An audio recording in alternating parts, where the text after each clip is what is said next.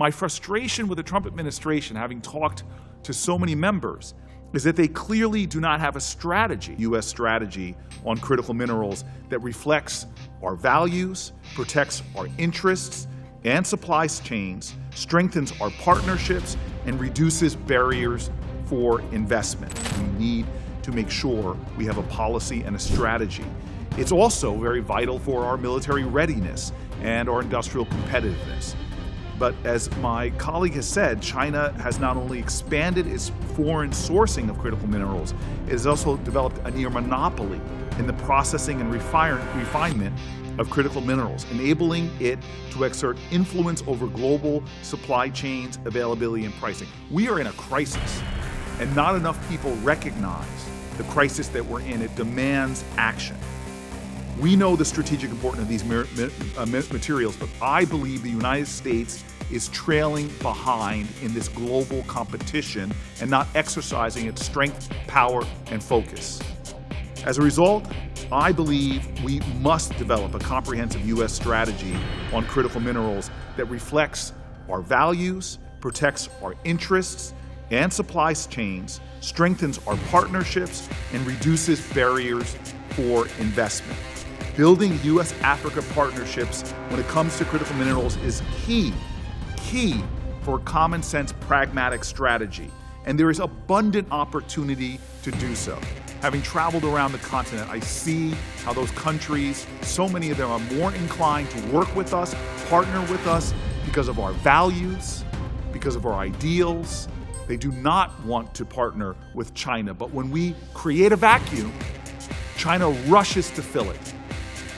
The African continent is home to nearly 30% of the world's known critical mineral reserves, including minerals and other materials essential for the technologies that I've mentioned. But our posture in the continent right now is far from where it needs to be. First and foremost, we need to do a much better job in deepening those partnerships, building the trust, grounded in mutual respect, democratic values, and long-term opportunity for them and us to strengthen joint security and mutual prosperity. We need to do that in a way that makes the United States their partner of choice. It already is, but we have to make that bridge, that avenue open. We need to provide an alternative to China and Russia, who are moving so aggressively to secure access, influence, without regard to the governments or communities that are impacted.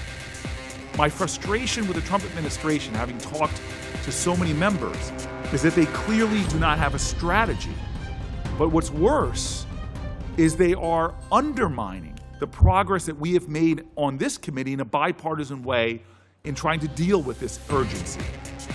I've heard the urgency of commercial diplomacy from the Trump administration folks who have sat in hearings. I believe in commercial diplomacy. I've seen the power of it firsthand in my visits to the continent. But commercial diplomacy without a larger strategic plan, without proper funding, staffing, and programming doesn't do much. It sounds like nice rhetoric, but it doesn't offer real change, is what we need right now in this crisis.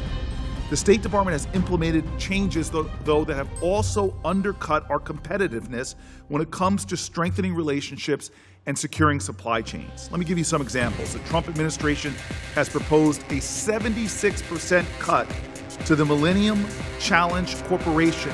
Again, bipartisan support, one of our most valuable tools to support critical infrastructure throughout Africa, including developing mineral supply chains. My colleague rightfully talked about the importance of the Libido corridor.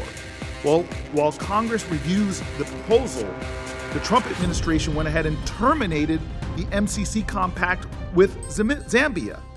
This compact was directly linked to our joint efforts along the Libido corridor, a project designed to create the first westward-facing critical mineral supply chain in Africa. That is unconscionable. The administration has not continued Prosper Africa. I've talked to the chairman of this committee who is committed to that.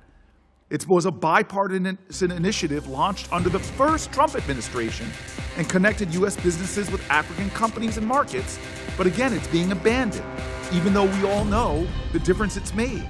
The Trump administration terminated the very governance and economic support that would help African partners and, more importantly, or as importantly, improve the business climate to increase access for U.S. companies. The Trump administration terminated labor, environmental, and peace-building programs that supported vulnerable communities in conflict areas where critical minerals become a source of corruption, violence, and destruction. The Trump administration stopped the U.S. geological surveys in African countries to help locate and map the extent of critical minerals. The Trump administration stopped, quote, countering PRC influence, end quote, funding that addressed illicit mining in countries like Nigeria.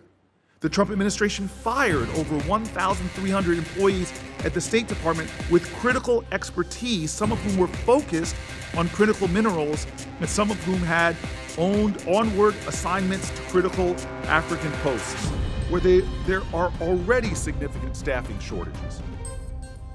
The Trump administration has not nominated appointees for key positions, haven't even put the nominees forward, including an assistant secretary for African affairs. To date, the administration has only nominated one ambassador to serve in an African country. China's diplomatic presence is running laps around the United States of America.